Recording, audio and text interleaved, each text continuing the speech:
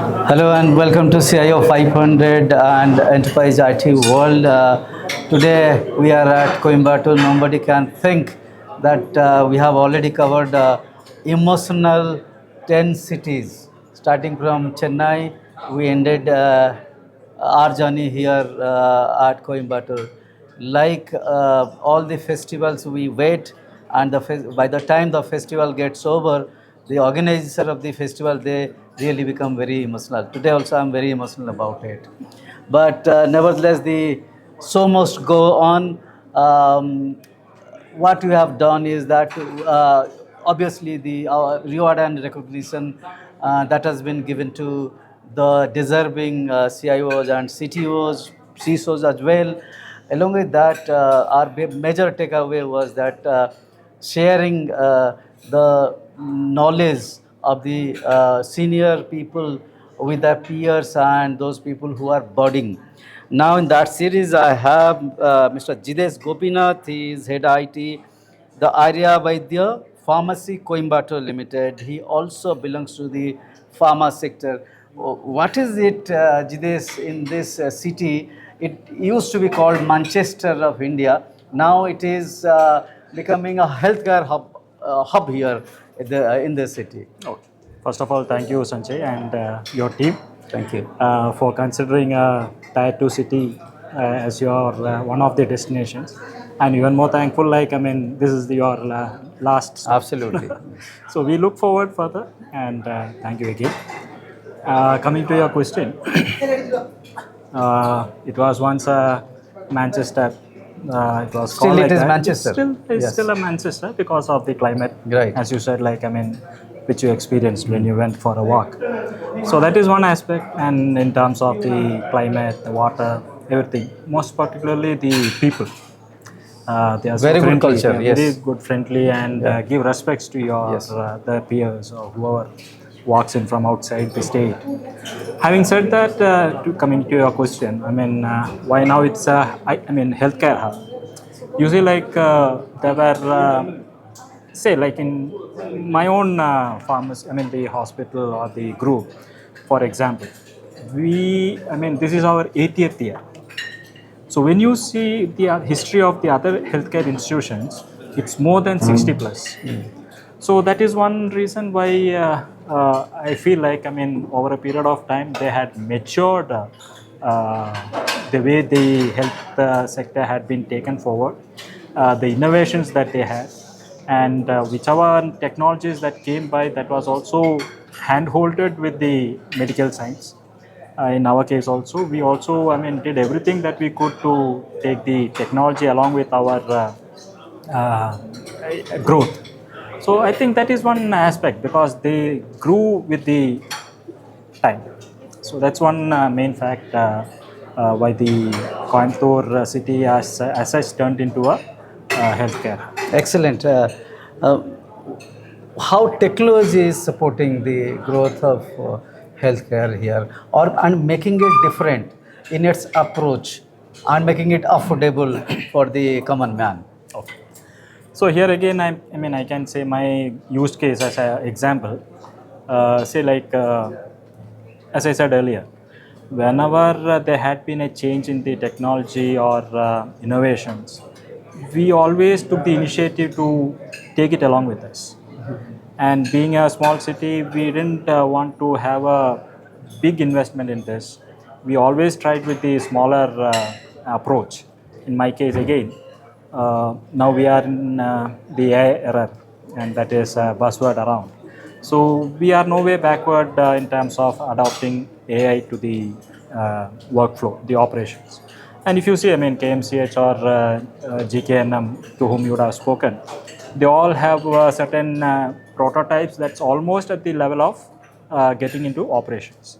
So in our case also, we have a few prototypes which is at the user trial end, which fortunately over a period of time, say in under 3-4 months, because we are training the model, and it will be put across for the operational purpose. And we always consider taking the small approach in terms of say like it's for a small uh, small pain point where we have multiple issues, and this has been happening over the years. Now we took that as a case study, and we went deep dive into it. And the biggest advantage for us is like we have almost 18 years of data. That was the biggest advantage for us. So it was very easy for us to handhold or get adapted to the latest technology. Similarly, in any other hospitals or industries that you take, they all have a very good vast amount of data. So I think that is one reason, I mean, why we always stand out in terms of growing along with the technology. So I think that's one reason. I mean, we always had adopted the technology for a better business outcome. So that's a main reason, I think.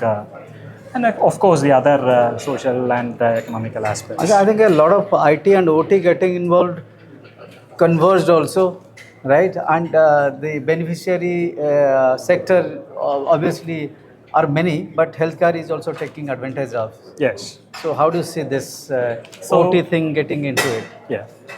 So if you'd have seen, like the others would have also highlighted the importance of OT, IIoT coming into their operational aspects.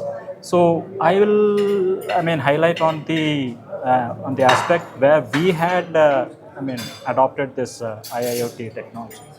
A small example I would give you, because here most of the equipments which we have in our factory are driven by motors for grinding purpose, because as you know, like, I mean, Ayurveda industry, it's all about herbs and other things.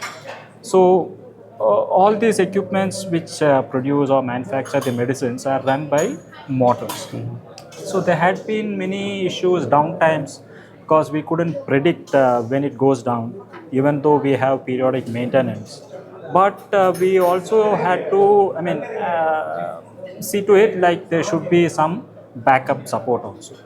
In that sense, also we didn't have much of it. Whatever we had, most of them were not used at that time of a downtime. So these were the three challenges that we faced. So that's when we thought of doing a pilot study. So we embedded a small IIoT onto one of the machines, which can measure every single aspects related to its heat, related to its RPM, related to the input supply measuring, the output capabilities. So we captured all this over a period of time, and we correlated this with the previous data. So those were going to be the models for, I mean, the feed for the models. So this project lasted for in almost 6 months, and finally when we implemented it, we saw around 50 to, I mean, 60 to 70% of accuracy in our operations. It Excellent. could predict when, because it measures the heat, the RPMs, the other aspects in terms of the input power supply, because it's at the outskirts where very frequent the, I mean, the fluctuations happen. So there were chances of, I mean, getting the equipments damaged. So this helped us to, I mean, cut short that and give a predictive insights into our operations, wherein we could be proactive. So that's one use case which I wanted to share with you. No problem. Excellent.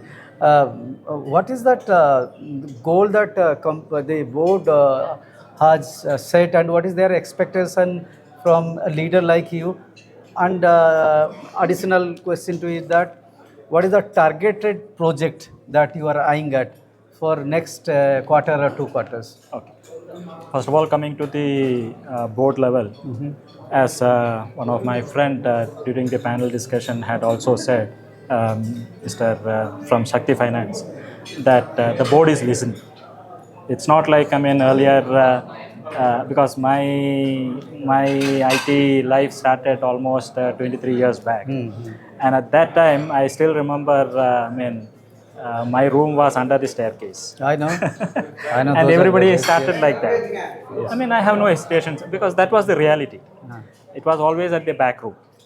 So over a period of time, things evolved, changed, and the industry heads also knew, like, the business growth cannot scale up without hand-holding the IT infrastructure. So that is when they started listening to us. and we are far more fortunate, like we also represent at the board meeting. That is something which, I mean, we didn't imagine that will happen. So having said that, now like whenever we put across a requirement, as he said, if we put it in the right sense and in the shortest form, they are always ready to listen to it, come out with solutions to it. In certain cases, I mean, some of them are more tech savvy than us. Even before we could put it up. Is it the second generation have already Yes. stepped in, passing out from Yes. US and UK? Yes. Okay, So excellent. those generations have taken up, and by the time we come out with some explanations, they shoot more questions to us. Okay, okay, excellent. So it was in one way a two-way kind of happening. So it made our entire process more Easier. simple. Exactly. Somebody understands. Yes. Right. Earlier it wasn't like It that. was not like that. Even if we say like, I mean, something is required, they say, why don't you try the other way? Right. So that was a hurdle, but now everything has changed, and we are at a comfortable position. Only thing, as I said, we need to give the right solution in the simplest form, and they are ready to do. And as for our upcoming projects are concerned, as I said, we have a couple of AI projects that is running, and we also have the requirements in terms of the infrastructure, because right now we have a hybrid kind of small setup with a data center. So once these requirements are put into place, definitely we have to scale up the infra in terms of on-prem as well as on the cloud. And of course, I mean, cybersecurity is another one big concern that is really bothering us. Being on the healthcare side, you know, like, I mean, how important the data is. Correct. So that is another one area where we are concentrating. And moreover, the DPDPA kind of compliances are also coming.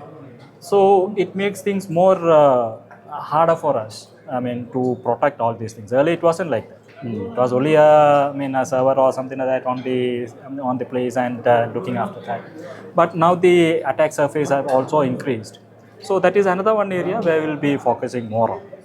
So these two are the main requirements that we'll be forcing in another 1 or 2 years. All right, Jidesh, thank you very much for taking time and speaking to us. Thank my you. pleasure. Pleasure meeting. Thank you.